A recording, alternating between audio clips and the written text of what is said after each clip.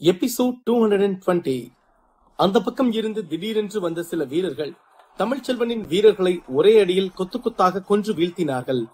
அதை பார்த்து தமிழ்ச்செல்வனுக்கும் ஆதனுக்கும் பேரதிர்ச்சியாக இருந்தது. ஆனால் அங்கு நடந்து கொண்டிருப்பதை பார்த்து விஜயன் வஞ்சகமாக சிரித்துக் கொண்டிருந்தார். ஆனால் அங்கு வேடிக்கை பார்த்து கொண்டிருக்கும் மக்களுக்கும் எக்ஸ்பர்ட்களுக்கும் அங்கு நடப்பது சற்றும் பிடிக்கவே இல்லை. ஏனென்றால் இரண்டு நபர்களின் அதிகார ஆசைக்காக அங்கே பல எண்ணற்ற மாவீரர்களின் உயிர் மடிவதை அங்கிருந்த யாராலும் ஏற்றுக்கொள்ளவே முடியவில்லை.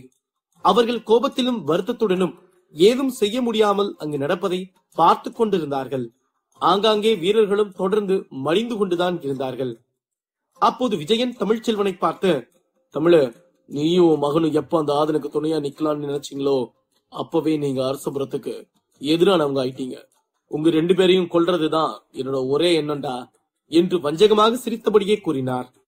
அப்போது அங்கு வந்து தமிழ்ச்செல்வனின் வீரர்களை தாக்கியது இளங்கோவன் நேரடி பயிற்சி பெற்ற வீரர்கள்தான். அவர்கள் மற்ற வீரர்களை விட சற்று அதிக சக்தி வாய்ந்த வீரர்களாகும்.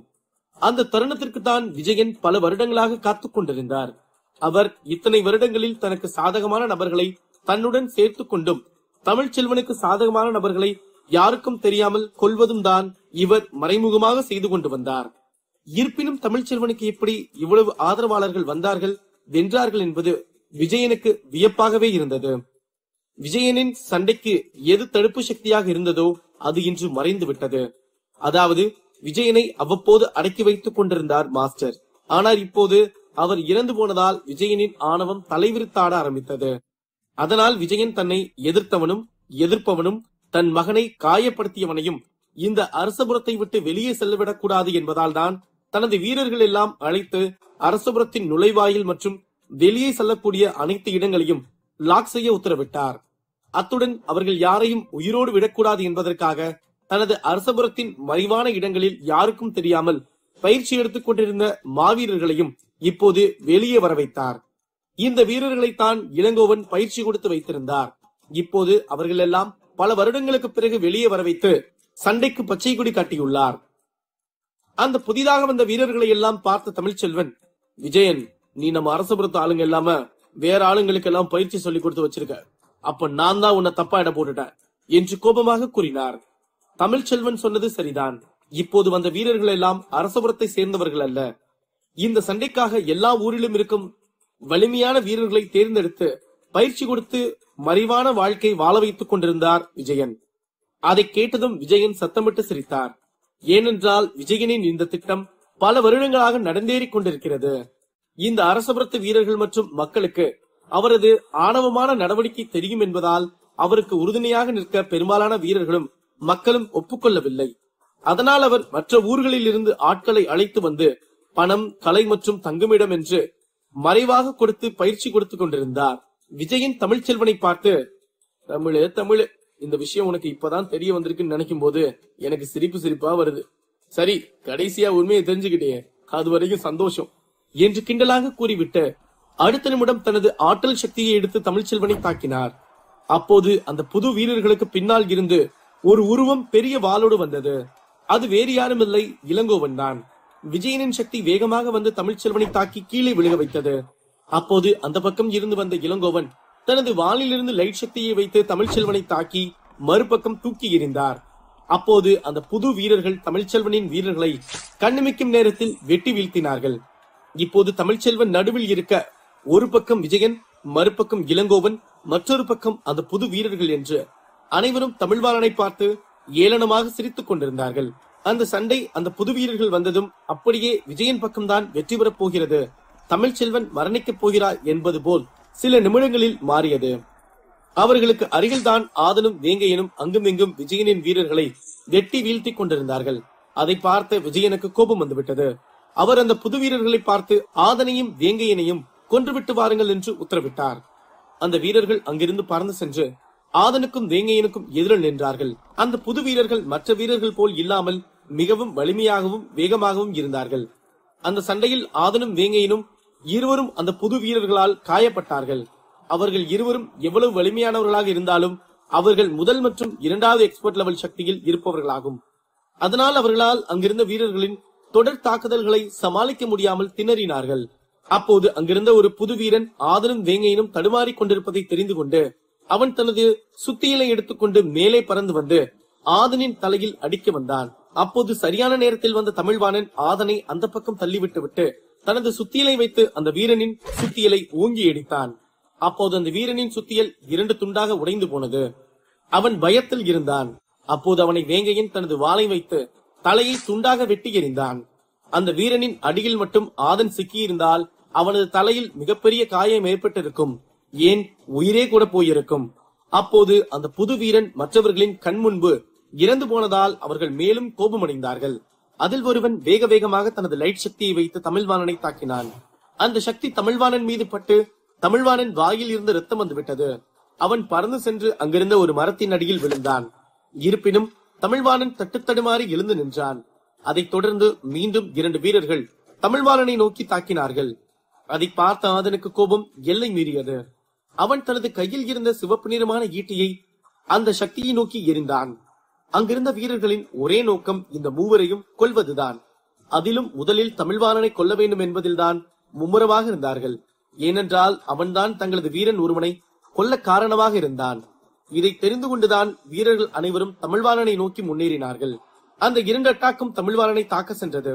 அப்போது இந்த சிவப்பு நிறமான ஈட்டி வேகமாக சென்று அந்த 2 சக்திகளையும் உடைத்தது மட்டுமின்றி அதை தாக்கிய 2 வீரர்களின் நெஞ்சிலும் குத்தி அவர்கள் இருவரும் அங்கேயே விழுந்து இறந்து போனார்கள். அவர்கள் இருவரும் இரத்த வெள்ளத்தில் மிதந்து கொண்டிருந்தார்கள். அப்போது ஆதன் வேகமாக சென்று தமிழ்வாணனை பார்க்கச் சென்றான். அங்கிருந்த மற்றொரு எக்ஸ்பர்ட் தனது லைட் சக்தியை வைத்து ஆதனை பின்னால் இருந்து தாக்கினான். தன்னை ஏதோ ஒரு சக்தி பின்னால் தாக்க வருகிறது என்று புரிந்து கொண்ட ஆதன் வேகமாக திரும்பினான். அப்போது இடது பக்கம் இருந்து வந்த லைட் சக்தி அந்த சக்தியை முறியடித்தது. அப்போது அது யார் என்று அந்த வீரன் பார்க்கும்போது அங்கிருந்த வேங்கையன் தனது வேகமாக வாளை வைத்து அந்த வீரனை நோக்கி எறிந்தான். அந்த வாள் கண்ணிமைக்கும் நேரத்தில் சென்று அந்த வீரனின் உயிரை பறித்துவிட்டு மீண்டும் வேங்கையனின் கைக்கு திரும்பியது. அப்போது வேங்கையன் ஆதனை பார்த்து சிறு புன்னகை செய்துவிட்டு, தமிழு, உனக்கு எதுவும் பிரச்சனை இல்லையே, காயம் ஆழமா பட்டுச்சா என்ன என்று கேட்டான். தமிழ்வாணன் தனது வாயிலிருந்து வந்த ரத்தத்தை துடைத்து எரிந்துவிட்டு, நீங்க 2 பேரும் என் கூட இருக்கும்போது எனக்கு என்ன மச்சான் கவலை என்று சிறு புன்னகையுடன் கூறினான். அதை கேட்டு ஆதனும் வேங்கையனும் சிறு புன்னகை செய்துவிட்டு மீண்டும் சண்டைக்கு தயாரானார்கள். அரசபுரமே இரத்த வெள்ளமாக மாறியது. எங்கு பார்த்தாலும் மரண ஓலம் கேட்டுக்கொண்டே இருந்தது. வாள் சத்தம், சுத்தியல் சத்தம் என்று அந்த இடம் நரகத்தை விட மோசமாக காட்சியளித்துக் கொண்டிருந்தது. அத்துடன் அங்கு பலர் நெருப்பால் எரிந்து சாம்பலாகி இருந்தார்கள். அதை பார்க்க வேதனையாக இருந்தாலும் தங்களது உயிரை காப்பாற்றிக் கொள்ள இதை தவிர வேறு ஏதும் செய்ய முடியாது என்ற கட்டத்திற்கு இருந்தது இந்த இருவருக்குமான சண்டை. இப்போது சில மணி நேரங்களில் அந்த இடத்தில் பல எக்ஸ்பர்ட்கள் இறந்திருந்தாலும் விஜயனின் வீரர்கள் தான் இப்போது அதிகமாக இருந்தார்கள். ஏனென்றால் அவர்தான் வெளியூரில் இருந்தெல்லாம் ஆட்களை திரட்டி கொண்டு வந்து அங்கு ஒருங்கிணைத்திருந்தார். தமிழ்ச்செல்வனின் பல எக்ஸ்பர்ட் வீரர்கள் இறந்து கிடப்பதை பார்த்த தமிழ்ச்செல்வனுக்கு மிகவும் வேதனையாக இருந்தது. தனக்காக அல்ல, தன் அரசபுரத்தின் நலனுக்காக எத்தனை ஆயிரம் பேர் உயிர் விட்டிருக்கிறார்கள் என்று நினைக்கும் போது அவருக்கு சற்று பெருமிதமாகவும் இருந்தது. இப்போது தமிழ்ச்செல்வனின் பக்கம் ஆதன், தமிழ்வாணன், வேங்கையன் மற்றும் சில காயமடைந்த வீரர்கள் மட்டுமே இருந்தார்கள். ஆதனும் மற்ற இருவரும் விஜயன் மீது கடுமையான கோபத்தில் நின்று கொண்டிருந்தார்கள். இந்த மூவரும் விஜயனின் முக்கியமான வீரர்கள் பலரையும் கொன்று குவித்துவிட்டுத்தான் நின்று கொண்டிருந்தார்கள். அதை பார்த்த விஜயனுக்கும் இந்த மூவரின் மீதும் கோபம் வந்தது. இருப்பினும் தமிழ்ச்செல்வனின் படையை விட தனது வீரர்கள் அதிகம் இருப்பதால் அவருக்கு சற்று பெருமையாகவே இருந்தது. அவர் திரும்பி பார்த்தார். அங்கு தமிழ்ச்செல்வன் நின்று கொண்டிருந்தார். தமிழு, உனக்கு ஒரு நல்ல வாய்ப்பு கொடுக்குறேன். நீ பண்ணதெல்லாம் தப்புன்னு என்கிட்ட மன்னிப்பு கேளு. நான் உன்னை மன்னிச்சு விட்டுறேன். ஏன்னா நீ என் தம்பி, அதனால உன் உயிரை காப்பாத்திக்க உனக்கு ஒரு கடைசி வாய்ப்பு கொடுக்குறேன் என்று திமிராக கூறினார் விஜயன். அதை கேட்ட தமிழ்ச்செல்வன் வரட்டு சிரிப்பு சிரித்து விட்டு, வாய்ப்பா? நீ எனக்கு வாய்ப்பு கொடுக்குறியா? சே, பிறந்த முன்ன தப்பான வழியில ஆளணும்னு நினைக்கிற நீயே இந்த அளவுக்கு சண்டை போடுறனா? இந்த மண்ணை எப்படியாவது நல்ல வழியில கூட்டு போகணும்னு, நம்ம மக்களுக்காக நல்லபடியா வாழணும்னு நினைக்கிற நான் ஏன்டா உன்கிட்ட அடிபணிஞ்சு போனோம்? அண்ணனா அண்ணன், அந்த பேருக்குன்னு ஒரு மரியாதை இருக்குடா. அந்த உறவு பேரை நீ சொல்லி அதை கொச்சப்படுத்தாத. நான் கடைசி வரைக்கும் உன்னை எதிர்த்து போராடி சாக கூட தயாரா இருக்கேன். ஆனா உனக்கு பணிஞ்சு போய் இந்த உயிரை காப்பாத்திக்க எனக்கு ஆசை இல்லடா என்று சத்தமாக கூறினார். அதை கேட்ட சோமன், மகிழன் மற்றும் அங்கிருந்த அரசபுரத்து மக்கள் மற்றும் மற்ற வம்சத்து எக்ஸ்பர்ட்கள் அனைவரும் தமிழ்ச்செல்வனை பெருமிதமாக பார்த்து கொண்டிருந்தார்கள். அடேங்க அப்பா, முடியாதுன்னு சொல்லதான் இவ்வளவு பெரிய டயலாக் பேசினியா? சரி, நம்ம தம்பியாச்சே, நம்ம கூட நல்லபடியா வச்சுக்கலான்னு பார்த்தேன். நீ எப்ப மக்கள் தான் முக்கியம் அது இதுன்னு பேசினியோ, இதுக்கு மேல நீ என் கூட இருக்க தகுதி இல்லாதவனா மாறிட்ட. அதனால இந்த சண்டைய ஒரு முடிவுக்கு கொண்டு வந்துருவோம் என்று விஜயன் கூறிவிட்டு அவர் தனது சக்தி ஆற்றலை எடுத்து தமிழ்ச்செல்வனை தாக்கினார். அந்த சக்தி மிகவும் வேகமாக வந்து தமிழ்ச்செல்வனை தாக்க வந்தது. அப்போது தமிழ்ச்செல்வன் தனது சக்தியை வைத்து அந்த சக்தியை தடுத்து நிறுத்தினார். அதை பார்த்த விஜயனுக்கு கோபம் மேலும் அதிகமானது. அவர் தனது சக்தியை மேலும் வலிமைப்படுத்தி தாக்கினார். இதற்கு முன்பு இளங்கோவனும் விஜயனும் தமிழ்ச்செல்வனை தாக்கி இருந்ததால் சற்று பலம் இழந்து இருந்தார் தமிழ்ச்செல்வன். இப்போது இந்த சக்தியை தடுத்து நிறுத்திவிட்டார். ஆனால் அது மேலும் வேகமாகும் போது அவரால் தடுக்க முடியவில்லை. அந்த சக்தி வேகமாக வந்து தமிழ்ச்செல்வன் நெஞ்சில் பட்டதும் தமிழ்ச்செல்வன் பலடி தூரம் பறந்து சென்று விழுந்தார். அவரது வாயில் இருந்து ரத்த ரத்தமாக வந்தது. அவர் மிகவும் பலவீனமாக உணர்ந்தார். அதை பார்த்த விஜயன், என்னப்பா தமிழு, நீ பேசின டயலாகுக்கு கொஞ்ச நேரமாவது தாங்குவேன்னு பார்த்த, ஆனா நீ இப்படி பட்டுன்னு பறந்து போயிட்டிய என்று கிண்டலாக கூறிவிட்டு தனது படை வீரர்களை பார்த்து, போங்க போய் இந்த தமிழ்ச்செல்வனை சிறைபிடிங்க என்று உத்தரவிட்டார். அப்போது அவருக்கு அருகில் இருந்த வீரர்கள் வேகமாக சென்று தமிழ்ச்செல்வனை சிறைபிடித்தார்கள். தமிழ்ச்செல்வன் விஜயனிடம் மாட்டிக்கொண்டதும் அவரது படை வீரர்கள் அனைவரும் சண்டை போடுவதற்கான தைரியத்தை இழந்து விட்டார்கள். அதை பார்த்த இளங்கோவன், வீரர்களே, அந்த தமிழ்ச்செல்வன் வீரர்கள் எல்லாம் சிறைபிடிங்க, அதுக்கு ஒத்துக்காதவங்களை வெட்டி கொல்லுங்க என்று உத்தரவிட்டார். அதை கேட்ட தமிழ்ச்செல்வன் வீரர்கள் பயந்து கொண்டு விஜயனின் வீரர்களிடம் சரணடைந்தார்கள். சிலர் சண்டை போட்டு மடிந்து போனார்கள். அதை பார்க்கும்போது தமிழ்ச்செல்வனுக்கு மிகவும் வேதனையாக இருந்தது. இருப்பினும் ஆதன், தமிழ்வாணன் மற்றும் வேங்கையன் எந்த ஒரு வீரனாலும் நெருங்க கூட முடியவில்லை. அவர்கள் மூவரின் கண்களிலும் கோபம் தாண்டவமாடிக் கொண்டிருந்தது. அந்த மூவரையும் பிடிக்க செல்லும் வீரர்களை அவர்கள் கொல்லவில்லை. ஆனால் கை அல்லது காலை துண்டு துண்டாக வெட்டி எறிந்தார்கள். அதை பார்த்த மற்ற வீரர்களுக்கு பதட்டமும் பயமும் அதிகமானது. அதிலும் அங்கிருந்த 2 வீரர்கள் மூவரையும் பிடிக்க வரும்போது ஆதன் அங்கே கால் இல்லாமல் துடித்துக் கொண்டிருக்கும் ஒரு வீரனின் முகத்தில் மிதித்து மண்ணுக்குள் அழுத்தினான். அதை பார்த்த அந்த வீரர்கள் அவர்களை பிடிக்க வராமல் அப்படியே பின்னால் சென்று விட்டார்கள். தமிழ்ச்செல்வன் விஜயனிடம் மாட்டியதும் அவரது வீரர்கள் இளங்கோவனின் வீரர்களிடம் மாட்டிக்கொண்டதையும் பார்த்த மகிழன், இதோட எல்லாம் முடிஞ்சு போச்சு சோமன், ஏன்னா எல்லாம் கைவிட்டு போயிருச்சு. இனி எங்க வாழ்க்கை இந்த விஜயன் கையில மாட்டிக்கிட்டு என்னவாக போகுதுன்னு எங்களுக்கே தெரிலடா என்று வருத்தத்துடன் கூறினான். இல்ல மகிழன், அணைய போற விளக்கு பிரகாசமா எரிஞ்சுதான் அணையும்னு பெரியவங்க சொல்லுவாங்க. அது மாதிரி உங்க மாஸ்டர் உடம்புல இருந்து உயிர் போனாலும் அவர் உங்க கூட தான் இருப்பாரு.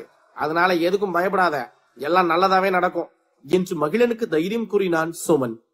அதை கேட்டு மகிழன், பாக்கலாம் மச்சா, ஆனா எனக்கு நம்பிக்கையே போயிருச்சுடா என்று கூறினான். அங்கு நடப்பதையெல்லாம் பார்த்து கொண்டிருந்த மக்களும் எக்ஸ்பர்ட்களும் பதைபதைத்து போனார்கள். அவர்களுக்கு அடுத்து என்ன நடக்கப் போகிறது என்று எண்ணி பயத்துடன் பார்த்து கொண்டிருந்தார்கள். அரசபுரம் விஜயனின் கையில் இருந்து காப்பாற்றப்படுமா?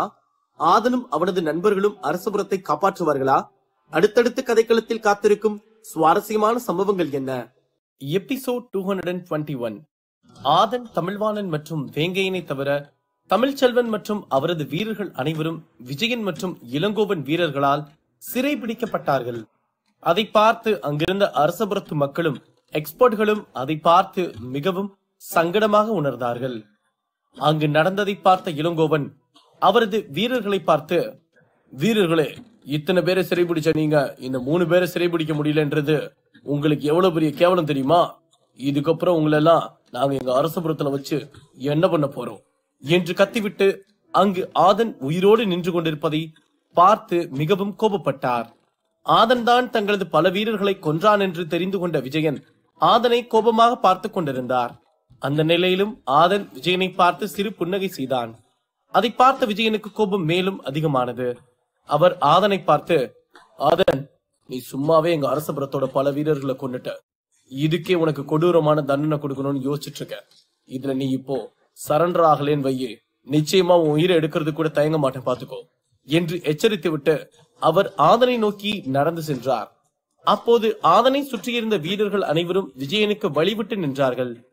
இப்போது 2 பக்கமும் வீரர்கள் நிற்க நடுவில் நடந்து சென்றார் விஜயன். விஜயனின் கண்ணிலிருந்து வந்த லைட் சக்தி ஆதனின் காலில் பட்டு அவனை முட்டி போட அழுத்தியது. அந்த சக்தியை ஆதனால் தாங்கவே முடியவில்லை. ஏனென்றால் விஜயனின் சக்திக்கும் ஆதனின் முதல் எக்ஸ்போர்ட் சக்திக்கும் நெடுந்தூரம் இருக்கிறது. இருப்பினும் ஆதன் அந்த சக்தி பட்டு முட்டி போடாமல் போராடி கொண்டிருந்தான். அப்போது ஆதன் விஜயனை பார்த்து, நான் உன்கிட்ட சரண்டராவேன் மட்டும் கனவுல கூட நினைக்காத. எப்போ நீ என்ன அடிச்சியோ அப்பவே நீ தோத்துட்டடா. ஏன்னா உன் சக்தி லெவல் என்ன, என் சக்தி லெவல் என்ன என்று வழியில் பல்லை கடித்துக் கொண்டு கூறினான். ஆதன் பேசிக்கொண்டே அவனது இடத்திலிருந்து எழுந்து நின்றான். அதை பார்த்து அதிர்ச்சியடைந்தான் விஜயன். ஆதன் விஜயனின் சக்தியை தாங்கிக் கொண்டு எழுந்து நின்றது அங்கிருந்த அனைத்து மக்களுக்கும் மிகவும் ஆச்சரியமாக இருந்தது. விஜயன் அரசபுரத்தின் தலைமையான வீரனாகும்.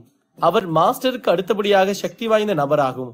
அப்படி இருக்கும்போது அவர் ஏன் ஆதனை கொல்ல வேண்டும் என்று நினைக்கிறார் என்றால் அதற்கு ஒரே காரணம், ஆதன் அவரது மகனை சண்டை போட்டு வீழ்த்தி விட்டான். அதனால்தான் விஜயன் ஆதனை கொன்றே ஆக வேண்டும் என்று எண்ணிக்கொண்டிருந்தார். ஆதன் முதல் எக்ஸ்பர்ட் லெவலுக்கு இப்போதுதான் முன்னேறி இருக்கிறான். அப்படி இருக்கும்போது அவன் இவரது தாக்குதலை சமாளிப்பது என்பது மிகவும் கடினமான விஷயம்தான். மார்ஷியல் ஆர்ட்ஸ் உலகத்தில் பலம் வாய்ந்தவர்கள் பலவீனமானவர்களை அடிப்பதும் துன்புறுத்துவதும் இயல்பான விஷயம். இதில் சக்தி அதிகம் இருப்பவன் எப்போது நினைத்தாலும் அந்த பலவீனமானவனை கொல்லலாம், அவனது இஷ்டம் போல நடந்து கொள்ளலாம்.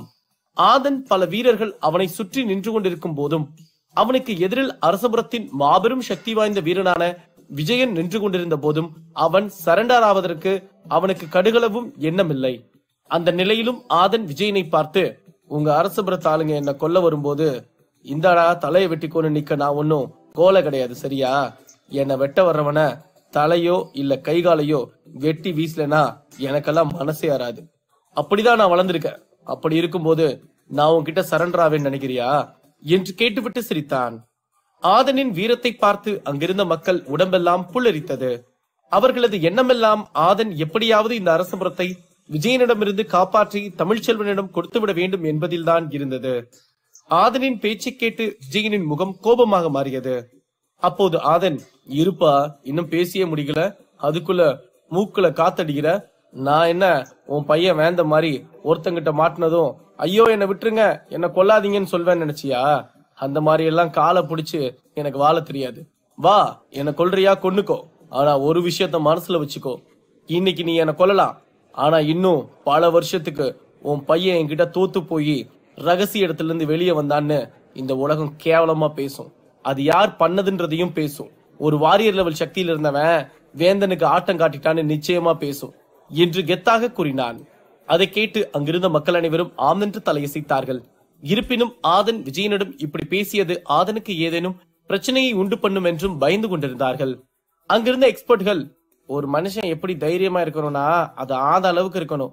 ஏன்னா விஜயன் அவனை கொல்ல போறான்னு தெரிஞ்சும் அவன் இவ்வளவு தைரியமா பேசுறான்னா இது உண்மையாலும் பாராட்டப்பட வேண்டிய விஷயம்தான். இதுல வருத்தமான விஷயம் என்னன்னா, ஆதன் இதுக்கு மேல சரண்டர் ஆனாலும் சரி இல்லைனாலும் சரி விஜயன் ஆதனை கொல்ல போறது உறுதி, அதுல எந்த ஒரு சந்தேகமும் இல்ல என்று கூறினான். அதை கேட்டு அங்கிருந்த எக்ஸ்போர்ட்கள் அனைவரும் ஆமென்று தலையசைத்தார்கள். அப்போது விஜயன் ஆதனை பார்த்து, உனக்கு எவ்வளவு தைரியம் இருந்தா அரசபுரத்தோட மகாராஜா கிட்ட இப்படி தப்பா பேசிருப்ப, நீ பேசினதுக்கு உனக்கு சரியான தண்டனை கொடுக்கறேன்டா என்று கோபமாக கூறினார். விஜயன் தனது கையை உயர்த்தி தனது சக்தி ஆற்றலை வெளியெடுத்தார். அதில் ஒரு லைட் சக்தி வந்தது. அந்த சக்தி இதற்கு முன்பு விஜயன் தாக்கிய லைட் சக்தியோடு இணைந்து ஆதனை முட்டி போட வைக்க அழுத்தம் கொடுத்தது. அதனால் அந்த இரண்டு சக்தியையும் ஆதனால் சற்றும் தாக்குப்பிடிக்கவே முடியவில்லை. அவன் நெடுநேரம் போராடி பார்த்தான். இருப்பினும் அவன் தாங்க முடியாமல் முட்டி போட்டு அப்படியே கீழே அமர்ந்தான். இதுதான் விஜயனின் சக்தியாகும். அவனது சக்திக்கு முன்பு முதல் எக்ஸ்பர்ட் லெவல் சக்தியில் இருக்கும் ஆதனால் தாக்குப்பிடிக்க முடியாது என்பது அனைவரும் அறிந்த ஒன்றாகும். ஆதன் முட்டி போட்டிருப்பதை பார்த்த விஜயன் சத்தமிட்டு சிரித்துவிட்டு, பாத்தியாதன், இப்ப எனக்கு முன்னாடி நீ எவ்வளவு சின்னதா இருக்கேன்னு உருவத்துல சொல்லல, ஆற்றல் சக்தியில சொல்றேன். சரி, அடுத்து உனக்கு நான் கொடுக்க போற பரிசு என்ன தெரியுமா ஆதன்? அது மரணம் என்று கூறினார். விஜயன் ஆதனிடம் பேசிவிட்டு தனது வாளை எடுத்தார். அப்போது அவரது ஆற்றல் சக்தியும் அதிலிருந்து வந்தது. அது யார் மீது பட்டாலும் அவனது உடல் வெடித்து சிதறிவிடும். அதை பார்த்த ஆதன் விஜயனை பார்த்து, ஒரு வாரியர் லெவல் சக்தியில இருக்கவனை கொல்றதுக்கு உனக்கெல்லாம் வெக்கமா இல்ல? நீ எல்லாம் இந்த அரசபுரத்தோட முக்கியமான வீரன்னு சொல்லாத, உன்னாலதான் அரசபுரத்துக்கே அவமானம் என்று முகத்தை சுளித்துக் கொண்டு கூறினான். அதை கேட்ட மக்கள், ஆதன் விஜயனை எதிர்த்து பேசுறான்னு நினைச்சிட்டு அவனை இன்னும் கோவப்படுத்திக்கிட்டு இருக்கான், இது ஆதனுக்கு தான் ஆபத்து என்று பேசிக் கொண்டிருந்தார்கள். ஆதனின் பேச்சை கேட்ட விஜயன் சத்தமிட்டு சிரித்துவிட்டு, அறுக்க போற ஆடு ரொம்ப கத்தும், இதுக்கு சீக்கிரம் ஒரு முடிவு கட்டி இங்கிருந்து நரகத்துக்கு அனுப்பணுமே, கவலைப்படாதாதனே, கண்டிப்பா உன்னை நல்லபடியா இங்கிருந்து அனுப்பி வைக்கிறேன் என்று கூறினார். விஜயன் சாந்தமாக பேசினாலும் அவர் தனது பொறுமையை இழந்து விட்டார். அதனால் அவர் அவரது லைட் சக்தியோடு அவரது ஆற்றல் சக்தியும் சேர்த்து ஆதனை நோக்கி தாக்க கையில் எடுத்தார். ஒரு சாதாரணமான எக்ஸ்பர்ட்டின் சக்தியை விட பல மடங்கு சக்தி வாய்ந்த ஒன்றாகும் விஜயனின் சக்தி. அந்த சக்தி ஆதன் மீது பட்டதும் அவன் உடம்பு வெடித்து சாகும் அளவிற்கு அது சக்தி வாய்ந்த ஒன்றாகும். அப்போது விஜயன் செய்யும் செயலை பார்த்து அங்கிருந்த அனைத்து மக்களும் முகம் சுளித்துக் கொண்டிருந்தார்கள். ஏனென்றால் இன்று அவர்கள் ஆதனை முதலில் பார்க்கும் போது இவனால் ஒரு நாள் கூட ரகசிய இடத்தில் தாக்குப்பிடிக்க முடியாது என்று எண்ணிக்கொண்டிருந்தார்கள். ஆனால் அவனது ஆற்றல் சக்தி மற்றும் சண்டை போடும் திறனை பார்த்து இந்த 15 நாட்களுக்கு பிறகும் ஆதன் இங்கு இருந்தான் என்றால் ஆக சிறந்த சண்டைகளை பார்க்கலாம் என்று எண்ணும் அளவிற்கு இருந்தான் ஆதன். அதன் பிறகு வெளியே வந்ததும் ஆதன் இங்கு பல மாவீரர்களை வென்று வீழ்த்தினான். இப்போது விஜயன் அவருடைய படை வீரர்களை அனுப்பி ஆதனை சிறைபிடிக்க உத்தரவிட்டார். அப்போது அந்த வீரர்கள் அனைவரும் ஆதனின் திறமையை பார்த்துவிட்டு அவனுக்கு அருகில் நெருங்கக்கூட பயந்து கொண்டிருந்தார்கள். இதை இப்படியே விட்டால் சரிவராது என்று மாவீரனான விஜயனே ஆதனை கொல்ல இப்போது வந்து நிற்கிறார் என்றால் மிகவும் முகம் சுளிக்கும் அசிங்கமான விஷயமாகத்தான் அங்கிருந்த மக்கள் அனைவரும் எண்ணிக்கொண்டிருந்தார்கள். ஆதனை விஜயன் தாக்கப் போவதை பார்த்து தமிழ்வாணன் மற்றும் வேங்கையன் விஜயனை கோபத்தின் உச்சியில் இருந்து பார்த்து கொண்டிருந்தார்கள். அவர்களால் பார்க்க மட்டுமே முடிந்தது. ஏனென்றால் அவர்களும் விஜயனின் கட்டுப்பாட்டில் இருந்தார்கள். விஜயன் ஆதனை பார்த்து, நானும் உனக்கு ரொம்ப நேரம் டைம் கொடுத்துட்டேன் ஆதன், நீயும் எனக்கு வளைஞ்சு போற மாதிரி இல்ல, அதனால இந்த அட்டாக்க வாங்கிக்கோ என்று கூறிவிட்டு அவரது சக்தியை ஆதனை நோக்கி தாக்கினார். அதை பார்த்த ஆதனுக்கு என்ன செய்வதென்று தெரியாமல் இருந்தான். அந்த சக்தி மிகவும் வலிமையானது என்பதால் ஆதனை தாக்க சென்ற அந்த சக்தியின் தாக்கம் பாதுகாப்பு இடத்தில் நின்று கொண்டிருந்த மக்களுக்கு அனல் அடித்தது. அப்போது அங்கிருந்த மக்கள், அவ்வளவுதான் ஆதனோட கதை, இதோட முடிஞ்சது. அவன் இந்த விஜயனை எதிர்க்காம இருந்திருந்தா இவனுக்கு இருக்க ஆற்றல் சக்திக்கு இன்னும் கொஞ்சம் வருஷம் வாழ்ந்திருப்பான். இன்னைக்கு இந்த ஆதன் எப்படி சாக போறான்னு தான் தெரியல. ஆனா ஒரு விஷயம் என்னன்னா, இதுக்கப்புறம் ஆதன் மாதிரி ஒரு மாவீரனை இந்த உலகம் இனி எப்ப பார்க்க போகுதுன்னு தெரியல என்று வருத்தத்துடன் அனைவரும் பேசிக் கொண்டிருந்தார்கள். அங்கிருந்த பலரும் ஆதனை ஒரு மாவீரனாக பார்த்தார்கள். ஆனால் அவன் இந்த சக்தியிலிருந்து தப்பிப்பான் என்று யாரும் நினைக்கவே இல்லை. ஏனென்றால் அவர்களுக்கு விஜயனின் பலம் என்னவென்று நன்றாக தெரியும். ஆதன் சாகப் போகிறான் என்று அங்கிருக்கும் மக்கள் பேசிக் கொண்டிருப்பதை கேட்டு சோமனுக்கும் மகிழனுக்கும் கண்கள் எல்லாம் கண்ணீர் வந்தது. அடுத்து அங்கு என்ன நடக்கப் போகிறது என்றுதான் அனைவரும் கண்ணமிக்காமல் பார்த்து கொண்டிருந்தார்கள். கடைசி நேரத்தில் ஏதேனும் ஒரு அதிசயம் நடந்து அங்கிருக்கும் ஆதன் தப்பித்து விட மாட்டானா என்று சோமன் எண்ணிக்கொண்டிருந்தான். அப்போது அங்கு ஒரு பிளாஷ் அடித்தது. அப்போது அந்த சக்தி பட்டு அங்கு காற்றில் ஒரு நபரின் உடம்பு வெடித்து சிதறியது. அங்கிருந்த அனைவரும் அது ஆதன் தான் என்று எண்ணிக்கொண்டிருந்தார்கள். ஆனால் ஆதன் அங்குதான் இருந்தான். அந்த உடல் வெடித்து சிதறிய நபர் விஜயனின் வீரன் ஒருவன். அதை பார்த்த மக்கள் சந்தோஷமாக உணர்ந்தாலும் அது எப்படி சாத்தியமானது என்று அதிர்ச்சியுடன் பார்த்து கொண்டிருந்தார்கள். அப்போது விஜயன், இந்த ஆதன் எப்படி சக்தியிலிருந்து தப்பிச்சான், இவனை யாரு காப்பாத்த வந்தது என்று கேட்டபோது அங்கு காற்றில் பறந்து வந்து ஒரு நபர் நின்றார். அவர் மிகவும் வயதான தோற்றத்தில் இருந்தார். அவரை இதற்கு முன்பு அங்கிருந்த யாரும் பார்த்ததில்லை. அதனால் அவர் யார் என்று தெரிந்து கொள்ள அனைவரும் ஆர்வமாக இருந்தார்கள். அந்த பெரியவர் ஆதனை பார்த்து, உனக்கு ஒன்னும் அடிபடலையே தம்பி என்று அன்போடு கேட்டார். ஆதனும் இல்லை என்று தலையசைத்தான். ஆதன் அந்த பெரியவரை பார்த்து, நீங்க எப்படி என்ன காப்பாத்துனீங்க, நீங்க யாருங்க ஐயா என்று கேட்டான். இத பத்தி நான் உங்ககிட்ட தனியா சொல்றேன், இப்ப இவங்கிட்ட கொஞ்சம் பேச வேண்டியது இருக்கு, பேசிட்டு வந்துடுறேன் என்று அந்த பெரியவர் ஆதனை பார்த்து கூறிவிட்டு விஜயனை பார்த்து, நான் தான் அவனை காப்பாத்தினேன், அதுக்கு இப்ப நீ என்ன பண்ண போற சின்ன பையலே என்று கிண்டலாக கூறினார். அந்த பெரியவர் விஜயனிடம் பேசிக் கொண்டிருப்பதை பார்த்து அங்கிருந்த மக்கள், இந்த ஐயாவை பார்த்தா ரொம்ப சக்தி வாய்ந்த ஆள் மாதிரி இருக்கு, அதனாலதான் இவர் விஜயன் கிட்ட இவ்வளவு தைரியமா பேசிட்டு இருக்காரு, இது தெரிஞ்சு விஜயன் எதுவும் வாய் கொடுத்து வாங்கி கட்டிக்காம இருந்தா சரிதான் என்று பேசிக் கொண்டிருந்தார்கள்.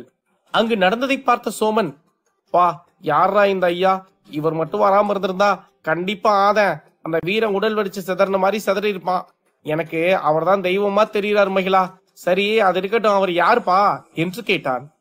எனக்கும் அவர் யாருன்னு தெரியல சோமனு, இவரை நான் இதுக்கு முன்னாடி அரசபுரத்துல பார்த்ததே இல்லடா, நான் ஆதனுக்கு தெரிஞ்சவராதான் இருக்கும்னு நினைச்சு உன்கிட்ட கேட்கலான் இருந்தேன், நீ என்னடானா இவர் யாருன்னு என்கிட்ட கேக்குற என்று கூறினான் மகிழன்.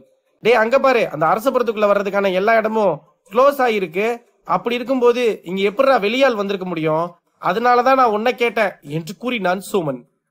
அட ஆமா, அத நான் மறந்தே போயிட்டேன்ப்பா, அப்போ இவரு எங்க இருந்து வந்தாரு, ஆனா நானும் இவரை இது நாள் வரைக்கும் பார்த்ததே இல்ல மச்சான், எனக்கு தெரிஞ்சு எங்க மாஸ்டரோட துணைவர் மட்டும்தான் ரொம்ப வயசான ஆளு, ஆனா இவருக்கு அவரோட வயசு அதிகமா இருக்கும்னு நினைக்கிறேன்டா என்று கூறினான் மகிழன். ஆஹா, இவர் யாருன்னு எனக்கு தெரிஞ்சிருச்சடா, இவர் தான் உங்க மாஸ்டர்னு நினைக்கிறேன், உங்ககிட்ட எல்லாம் அவர் இறந்துட்டாருன்னு சொல்லிட்டு அவரே வந்து விஜயனுக்கு பாடம் புகட்டணும்னு வந்துட்டாருன்னு நினைக்கிறேன்டா என்று கூறினான் சோமன். அதை கேட்டதும் அங்கிருந்த மகிழன் மற்றும் அரசபுரத்தின் மக்கள் அனைவரும் ஒருவேளை சோமன் சொல்ற மாதிரி இவர்தான் நம்ம மாஸ்டரா இருக்குமோ என்று நினைத்தான். அப்போது சோமன் மீண்டும் சிறிது நேரம் யோசித்து விட்டு, மகிழா, அப்படிலாம் இருக்காதரா. ஏன்னா உங்க மாஸ்டர் பெரிய மகான்ரா. அவருக்கு இந்த மாதிரி எல்லாம் பண்ணணும்னு அவசியமே இல்ல. ஒருவேளை இவரு உங்க மாஸ்டரோட சிஷ்யனா இருப்பாரோ என்று கேட்டான். இல்ல சோமனு, எங்க மாஸ்டருக்கு துணைவர் மட்டும்தான். அதுவும் இங்க உட்கார்ந்துருக்க ஐயா மட்டும்தான். எங்களுக்கு தெரிஞ்ச அளவுக்கு அவருக்கு எந்த சிஷ்யர்களும் இருக்க மாதிரியே தெரியலடா என்று கூறினான் மகிழன். அப்ப யார்தான் இவரு என்று அங்கிருந்த அனைவரும் கலந்து பேசிக்கொண்டும் இந்த இருவரையும் போல் ஆளுக்கு ஒரு விஷயத்தை பேசிக்கொண்டும் இருந்தார்கள். விஜயனுக்கு காத்திருக்கும் அதிர்ச்சி என்ன, அந்த பெரியவர் செய்ய போவது என்ன, அடுத்தடுத்த கதைக்களத்தில் காத்திருக்கும் விறுவிறுப்பான நிகழ்வுகள் என்ன?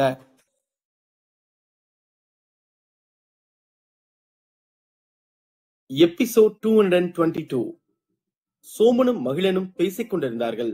அரசபுரத்தை சேர்ந்த மகிழனுக்கு இந்த வயதான பெரியவர் யார் என்று தெரியவில்லை. அவர்கள் மட்டுமல்ல, அங்கிருந்த அனைவருக்கும் இந்த வயதான நபர் யார் என்று தெரிந்து கொள்ள மிகவும் ஆர்வமாக இருந்தார்கள். அப்போது விஜயன் அந்த பெரியவரை பார்த்து, யாரையா நீ?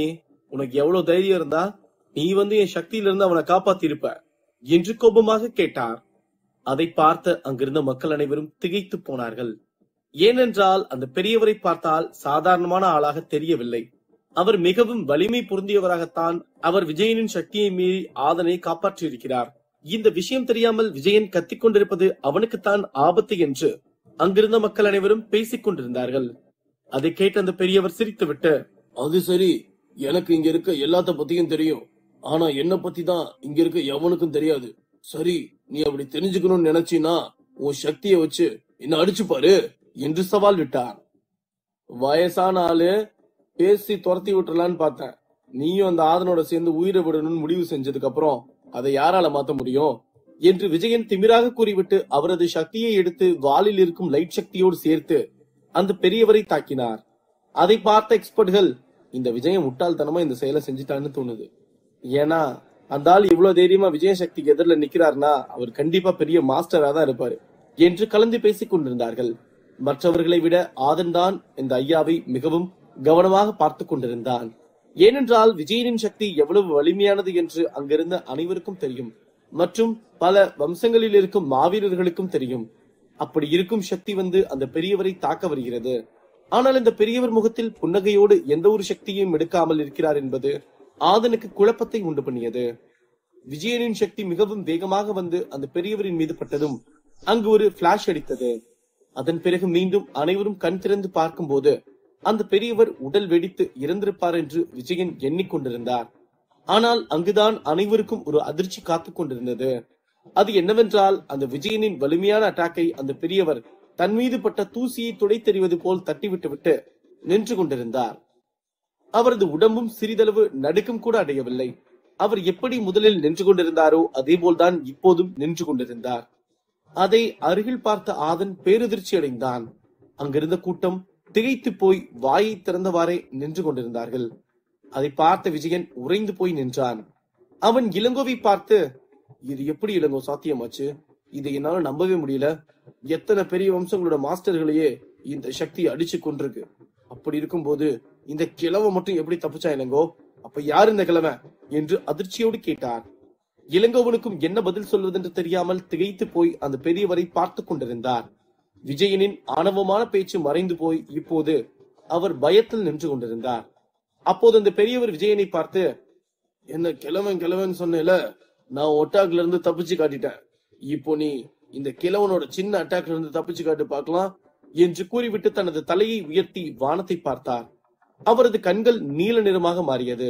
அந்த நீல நிறமான கண்களில் இருந்து ஒரு சக்தி சென்று வானத்தில் பட்ட அடுத்த நிமிடம் அந்த வானத்தில் இருந்து ஒரு பெரிய கை வந்து விஜயனை தூக்கியது.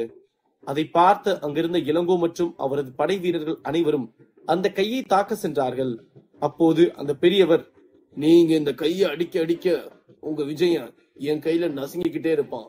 இது ஒரு எல்லைக்கு மேல அவனை நான் என் பெரிய கையால நசுக்கிய கொன்றுவேன் பாத்துக்கோங்க. உங்க விஜயன் சாகணும்னா நீங்க என் பெரிய கையை தாக்கலாம் என்று உரக்க குரலில் கூறினார். அதை கேட்டு இளங்கோவன் மற்றும் அனைத்து வீரர்களும் அமைதியாக நின்று அங்கு என்ன நடக்கிறது என்று பார்த்து கொண்டிருந்தார்கள். அந்த பெரிய கை சுமார் 60 முதல் 70 அடி உயரம் இருக்கும். அந்த உயரத்திற்கு ஏற்ற வலிமையும் இருந்தது. அதில் இருந்து விஜயனால் தப்பிக்கவும் முடியவில்லை. அந்த கைகளில் விஜயன் சிறு புழுவை போல இருந்தார். விஜயன் கிட்டத்தட்ட 50 அடிக்கும் மேல் இருந்தார்.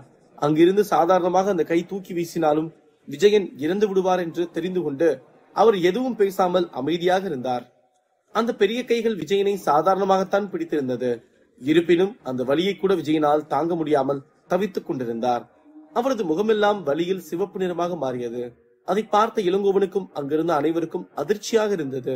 அங்கிருந்த மக்கள் அனைவருக்கும் அதிர்ச்சி கடுகளவும் குறையவில்லை. அவர்கள் அனைவரும் தலையை உயர்த்தி அடுத்து விஜயன் என்னவாக போகிறார் என்றுதான் பார்த்து கொண்டிருந்தார்கள். அங்கு நடந்ததை பார்த்து ஆதனும் அதிர்ச்சியில் தான் இருந்தான். இருப்பினும் மற்றவர்களைப் போல் ஆதன் அந்த பெரியவர் கையை பார்த்து கொண்டில்லை. அவன் அந்த பெரியவரை கண்ணுமைக்காமல் பார்த்து கொண்டிருந்தான். ஏனென்றால் விஜயனின் அட்டாக்கை தனது நெஞ்சில் வாங்கியும் அவருக்கு எதுவும் ஆகவில்லை. பிறகு பல வம்சங்களின் பெரிய வீரர்களும் மாஸ்டர்களும் கண்டு பயப்படும் அளவிற்கு சக்தியாற்றல் இருக்கும் விஜயனை இப்படி சாதாரணமான ஒரு கையில் தூக்கி அவரை தப்பிக்க விடாமல் தவிக்க விடுவது என்பது சாதாரணமான விஷயம் இல்லை என்று எண்ணினான். எப்போது அந்த பெரியவர் விஜயனை பார்த்து, என்ன விஜயன், நீ அரசபுரத்து பெரிய ஆளு, அப்படி இப்படின்னு இவ்வளவு நேரம் கத்திக்கிட்டு இருந்த, இப்போ உன் சத்தத்தை ஏகிட்ட காட்ட வேண்டியதுதானே? உன் சத்தம்லாம் ஒரு முதல் எக்ஸ்போர்ட் லெவல் சக்தியில் இருக்க ஆதன் கிட்ட மட்டும் தானா என்ன என்று கோபமாக கேட்டார். அவரது கோபத்தை பார்த்த அங்கிருந்த விஜயன் மற்றும் இளங்கோவனுக்கு எதையும் பயத்தில் படபடவென அடிக்க ஆரம்பித்தது.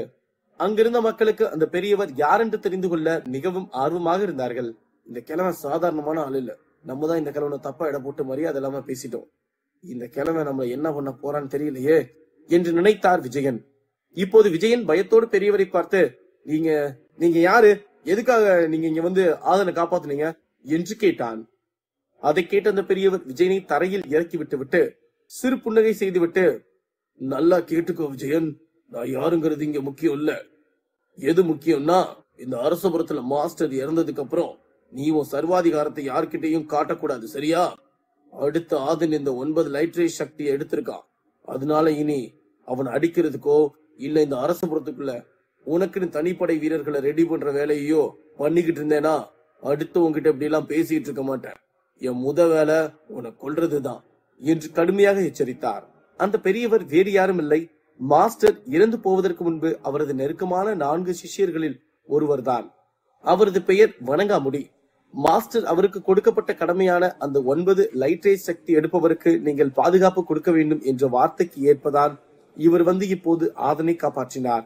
வணங்காமுடி அவர் யார் என்று விஜயன் மற்றும் அங்கிருந்த மற்றவர்களுக்கும் சொல்லாத காரணத்தால் அங்கிருந்த அனைவரும் அவரது பேச்சை கேட்டு திகைத்து போய் நின்று கொண்டிருந்தார்கள். வணங்காமுடி பேசியதை கேட்டு இளங்கோவனுக்கு கோபம் வந்துவிட்டது.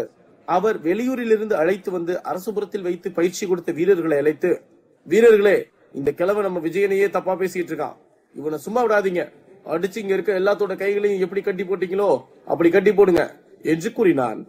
அதை கேட்டதும் இளங்கோவனின் பல வீரர்கள் வந்து வணங்காமுடியை சுற்றி நின்றார்கள்.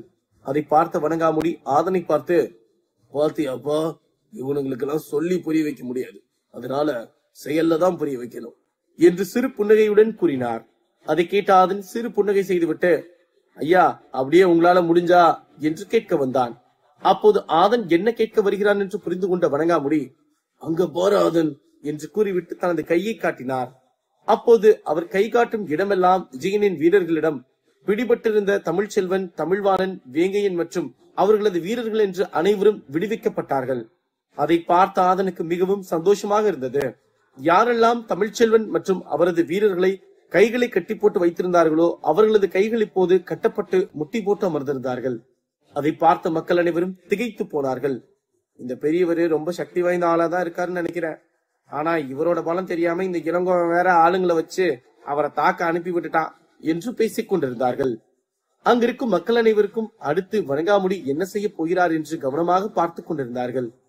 அவர் அவரை சுற்றி இருக்கும் வீரர்களை பார்த்து தனது கையை மட்டும் காட்டினார். அப்போது அவரது கையில் இருந்து கண்ணுக்கு தெரியாமல் வந்த சக்தி சென்று அங்கிருந்த வீரர்களை தாக்க சென்றது. அந்த இடம் சற்று மாறுவதை பார்த்த வீரர்கள், இங்க ஏதோ கண்ணுக்கு தெரியாத சக்தி வந்து என் கழுத்தை பிடிக்கிற மாதிரியே இருக்கு, அதை என்னால சமாளிக்க முடியல, இது என்ன சக்தி என்று கூறிவிட்டு அப்படியே அங்கு விழுந்து இறந்து போனான். அதை பார்த்த மக்களும் இளங்கோவனும் பேரதிர்ச்சி அடைந்தார்கள். அப்போது சோமன், அப்படி போடு, வெளியூர்ல இருந்தாடா ஆளை கூட்டிட்டு வர்றீங்க, ஒரு வம்சத்தையும் இனத்தையும் வளர்க்க வர்றவெல்லாம் ஓகேதான், ஆனா அதை அழிக்க வர்றவனோட மரணம் எல்லாம் இப்படிதான் கொடூரமா இருக்கும் என்று கூறினான். அதை கேட்டு மகிழனும் ஆமென்று நெஞ்சை நிமிர்த்தி கொண்டு தலையசைத்தான். ஏனென்றால் மகிழன் அரசபுரத்தின் மக்களின் ஒருவனாகும். அவனுக்கு தமிழ்ச்செல்வன் நல்ல தலைவன் என்று எண்ணிக்கொண்டிருந்தான். அத்துடன் பலரும் அதையே நினைத்துக் கொண்டிருந்தார்கள். ஏனென்றால் அவர் மக்களோடு அணுகும் முறை அங்கிருந்த அனைவருக்கும் மிகவும் பிடித்திருந்தது. அவர்தான் தலைவன் அல்லது அந்த அரசபுர மாஸ்டரின் நேரடி சிஷ்யன் என்ற தலைக்கணமே இருக்காது. அவர் நானும் மக்களில் ஒருவன், எனக்கு கிடைக்கும் விஷயம் எல்லா மக்களுக்கும் கிடைக்க வேண்டும் என்று நினைக்கக்கூடிய உன்னதமான மக்களின் தலைவனாகும். அதனால் இப்போது விஜயனும் தவித்துக் கொண்டிருப்பதை பார்த்த அங்கிருந்த மக்களுக்கு மிகவும் சந்தோஷமாக இருந்தது. இருப்பினும் அவர் யார் என்று தெரிந்து கொள்ளதான் அங்கிருந்த அனைத்து மக்களும் ஆர்வமாக இருந்தார்கள். எப்படியும் ஒரு கட்டத்தில் அந்த ஐயா அவர் யார் என்று சொல்வார் என்று எதிர்பார்த்து மக்கள் காத்துக் கொண்டிருந்தார்கள். அதன் பிறகு சில வீரர்கள் கழுத்து இறுக்கி இறந்து கொண்டிருந்தார்கள். சிலர் அதையெல்லாம் பார்த்து கொண்டு அரண்டு போயிருந்தார்கள். தங்களது மரணம் எப்படி நடக்கப் போகிறதோ என்று பயந்து கொண்டிருந்தார்கள். அப்போது வணங்காமுடி மீண்டும் அவரது கையை அந்த வீரர்களை நோக்கி காண்பித்தார். இந்த முறை அதிலிருந்து வந்த சக்தி அங்கிருந்த வீரர்கள் மற்றும் அனைவருக்கும் நன்றாக தெரிந்தது. அதனால் இந்த சக்தியை உடைத்தெறிந்து விடலாம் என்று அங்கிருந்த வீரர்கள் அனைவரும் ஒன்றுபட்டு அவர்களது சக்திகளை எல்லாம் ஒன்றிணைத்து அதை வைத்து வணங்காமுடியின் சக்தியை நோக்கி தாக்கியது மட்டுமின்றி அந்த 20 வீரர்களும் அவரவர் பாதுகாப்பு கவசத்தையும் ஒன்றாக இணைத்து பாதுகாப்புக்கு போட்டு அமர்ந்தார்கள். அதை பார்த்த வணங்காமுடி எந்த ஒரு புது சக்தியையும் எடுத்து மீண்டும் அடிக்கவில்லை. அவர் இரண்டாவதாக தாக்கிய சக்தியே போதும் என்று எண்ணினார். அந்த சக்தி வந்து அந்த வீரர்களின் சக்தியில் பட்டதும் பூமியில் 50க்கும் மேற்பட்ட இடி ஒன்றாக விழுந்தால் எப்படி சத்தம் கேட்குமோ அந்த சத்தம் கேட்டது. அங்கிருந்த அனைவரும் காதை மூடிக்கொண்டு நின்று கொண்டிருந்தார்கள். யாரும் கண்களை திறக்கவே இல்லை. அதிலும் சிலர் அந்த அதிர்வில் கீழே விழுந்து விட்டார்கள். ஆனால் வணங்காமுடி மட்டும் அப்படியே நின்று கொண்டிருந்தார். அந்த சத்தத்திற்கு பிறகு அனைத்தும் அமைதியாக போகும்போது மீண்டும் அதே போல் ஒரு சத்தம் கேட்டது. மீண்டும் அங்கிருந்த அனைவரும் காதுகளை மூடிக்கொண்டும் கண்களை மூடிக்கொண்டும் நின்றிருந்தார்கள். அந்த சத்தம் கேட்டு முடித்த அடுத்த 5 நிமிடம் கழித்துதான் அங்கிருந்த அனைவரும் காதிலிருந்து கைகளை எடுத்தார்கள். அதன் பிறகு அவர்கள் கண்களை திறந்து பார்க்கும்போது விஜயனுக்கும் இளங்கோவனுக்கும் அங்கு பேரதிர்ச்சி காத்துக் கொண்டிருந்தது மட்டுமின்றி அங்கிருந்த அனைவருக்கும் மிகப்பெரிய ஆச்சரியமும் காத்துக் கொண்டிருந்தது. அது என்னவென்றால் அந்த இளங்கோவன் படை வீரர்கள் அனைவரும் உடல் வெடித்து இறந்து கிடந்தார்கள். அதை பார்த்த விஜயனும் இளங்கோவனும் பேரதிர்ச்சி அடைந்தார்கள். அங்கிருந்த மக்கள் அனைவரும் ஆச்சரியமாக வணங்காமுடியை பார்த்துக் கொண்டிருந்தார்கள். அப்போது இளங்கோவனுக்கு அங்கே நடந்திருப்பதை பார்த்துவிட்டு, இது எப்படி சாத்தியமாச்சு? இங்க இருந்த வீரர்கள் எல்லாம் சாதாரணமான ஆளுங்களே இல்ல. அவங்க எல்லாரும் 3வது 4வது எக்ஸ்போர்ட் லெவல் ஆளுங்களாச்சே. அதுவும் அவங்க சக்தி உடைஞ்சது இல்லாம அவங்க பாதுகாப்பு கவசத்தை உடைச்சிட்டு போய் அவங்கள இந்த சக்தி கொண்டிருக்குன்னா இந்த பெரியவர் உண்மையாலுமே ஏதோ பெரிய ஆள் தான். நம்ம தான் தப்பா இடம் போட்டோம் நினைக்கிற விஜயன் என்று அதிர்ச்சியில் கூறினார். விஜயன் அதிர்ச்சியுடன் திரும்பி வணங்காமுடியை பார்த்தார். அப்போது அவர் விஜயனை பார்த்து, இந்த அடி உனக்கு விழுந்திருக்கணும். இருந்தாலும் நீ எப்போ தன்னலம் தான் முக்கியம், என் நாட்டு நலம் முக்கியம் இல்லைன்னு நினைச்சியோ அப்போ நீ இந்த அரசபுரத்தோட ஆளுமைக்கு வர தகுதி இல்லாதவனா மாறிட்ட. அதனால நீ உயிரோட இருக்கணும். இருந்து இந்த நாடு நல்ல முறையில ஒரு தலைவன் வழி நடத்துறத நீ கண்ணால பாக்கணும். இருந்தாலும் உனக்கும் உன் கூட இருக்கவனுக்கும் ஒரு சின்ன தண்டனை கொடுக்கணும்னு எனக்கு தோணுது என்று கூறிவிட்டு மீண்டும் தனது கையில் இருந்து ஒரு சக்தியை எடுத்து அந்த இருவரையும் நோக்கி தாக்கினார். அந்த சக்தி இருவரும் கண்ணிமைக்கும் நேரத்தில் வந்து அவர்களை தாக்கியது. அந்த சக்தி இருவரின் மீது பட்டதும் அவர்களின் வாயிலிருந்து ரத்த ரத்தமாக வந்தது. அது மட்டுமின்றி அவர்கள் இருவரும் பறந்து சென்று விழுந்தார்கள். அதை பார்த்து அங்கிருந்த மக்கள் அனைவரும் பேரதிர்ச்சி அடைந்தார்கள். ஏனென்றால் வணங்காமுடி வருவதற்கு முன்பு வரை இவர்கள் ஆடிய ஆட்டம் கொஞ்சம் நஞ்சம் அல்ல. அப்படி இருக்கும்போது அவர்கள் இருவரையும் வணங்காமுடி ஒரே அடியில் அடித்து பறக்க விட்டதும் அந்த ஒரு அட்டாக்கை கூட அவர்களால் தாங்க முடியவில்லை என்றால் வணங்காமுடியின் பலம் எவ்வளவு சக்தி வாய்ந்த ஒன்றாக இருக்கும் என்றும் அனைவரும் பேசிக் கொண்டிருந்தார்கள். வணங்காமுடி யார் என்று தெரிந்தால் அங்கே இருந்த மக்கள் இப்படியெல்லாம் பேசிக் கொண்டிருக்க மாட்டார்கள் என்பது ஒருபுறம் இருந்தாலும், அதர்மம் தலைதூக்கும் போது அதை அடக்க தர்மத்தின் வழியில் ஒருவன் வருவான் என்பதற்கு வணங்காமுடியே மிகப்பெரிய உதாரணம் என்று அங்கிருந்த மக்கள் பலரும் கலந்து பேசிக் கொண்டிருந்தார்கள். ஏனென்றால் வணங்காமுடி 5 நிமிடம் கழித்து வந்திருந்தாலும் ஆதன் உயிர் போயிருக்கும். அதன் பிறகு அவர் வந்து என்ன செய்திருந்தாலும் அது மக்களுக்கு பெரிதான தாக்கத்தை கொடுத்திருக்காது. ஆனால் வணங்காமுடி சரியான நேரத்திற்கு வந்து அவரது சக்தியை பயன்படுத்தி அங்கிருந்த விஜயன் படையை நடுங்க வைத்ததுதான் அங்கு சிறப்பான சம்பவமே என்று அங்கிருந்த மக்கள் அனைவரும் எண்ணி மகிழ்ச்சியாக உணர்ந்தார்கள். வணங்காமுடி யார் என்று அங்கிருப்பவர்களுக்கு தெரிய வருமா? ஆதனுக்கு காத்திருக்கும் புதிதான விஷயங்கள் என்ன? அடுத்தடுத்த கதைக்களத்தில் காத்திருக்கும் சிறப்பான சம்பவங்கள் என்ன?